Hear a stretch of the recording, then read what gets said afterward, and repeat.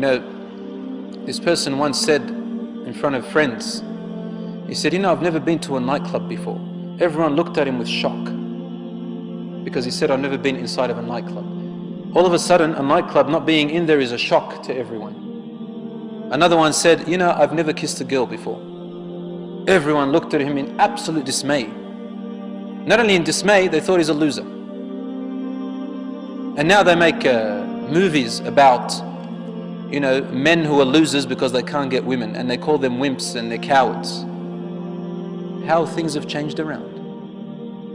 Where women have lost their absolute value, men have lost their value, and this type of behavior is considered to be noble and courageous. Allahu Akbar. You're a warrior, you're a hero if you can serve your lusts and temptations. And then you have issues of rape and crime, and then you've got laws, especially in Western countries, that can't even solve anything. Just the other day I read in the paper about a man who was convicted in the court of law in Sweden. He was convicted of rape. You know what kind of rape? It says that the woman, she agreed to have intercourse with him. But, excuse me for the expression, he used some kind of contraception, I don't want to say its name, and the contraception broke. Based on that, she won in the court by claiming rape, even with her consent. So now their own laws can't even solve their own problems. They bring more laws that bring more problems for them. And Allah says in the Quran, والله يريد أن يتوب عليكم ويريد الذين يتبعون الشهوات أن تميلوا ميلا عظيما يريد الله أن يخفف عنكم وخلق الإنسان ضعيفا. Those who follow their own lusts and temptations, they want to lead you astray, away very far. Allah wants to lessen the burden off your shoulders. He doesn't want you to fall into harm. He doesn't want you to fall into predicaments where you can't climb out of. يُرِيدُ اللَّهُ أَن يُخَفِّفَ عَنْكُمْ. These laws in our deen are only there to protect you.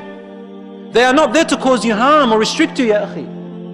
They are there to protect you because there's so much harm out there. وَخُلِقَ الْإِنسَانُ ضَعِيفًا. Allah also tells us, follow my laws because you're weak. You're weak. Pass them and follow my guidance. I'm there for you. Like what your father and mother do. To keep you away from fire, take you away from harm. They restrict you and place boundaries around you. We need boundaries from Allah, otherwise we fall into harm. And then there's AIDS, and there's HIV, and there is unwanted pregnancies by girls who are only 13 years old. 13, 12. 12, 13. And what happens to the child? They put up for adoption. The child grows up without a father or mother. What oppression! What oppression! Only to repeat the same thing again and again. So there is great harm in this. And here we are, they're trying to tell you youth that doing these actions makes you a man.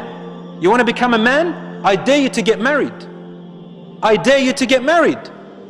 Because to them, this is the most cowardly thing. They don't dare to get married, brothers and sisters. They don't dare to get married. I had a neighbor, she had a 3-year-old daughter, but they never got married, her and her partner. In the end, he left her for another woman. Obviously, he's going to leave her for another woman. He's too afraid to be a man. He doesn't want to get married because he's too deep in his lusts. And then turns around and she says, men, they're only after their ego. Of course, why did you take a man like that?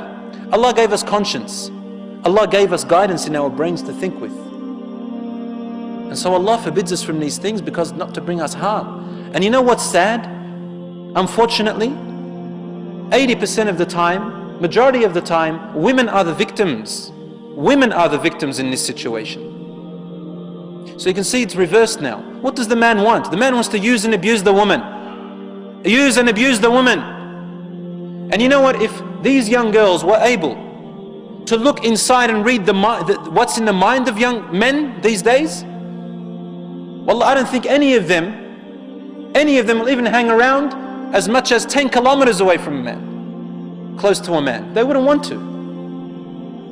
But the men, they like to deceive women, wicked men. They like to deceive women, wicked men, non-God-fearing we're talking about. And then you get this poor woman who thinks that, oh, he's my boyfriend. We're going to stroll, this is the image she has in her head. We're going to stroll in the park. He's going to pick up a daffodil and give it to me. Or a rose. Hand in hand together. And then we're going to wait until the sun sets. And the birds chirping around us in this beautiful park. Poor thing. This is what she thinks, right?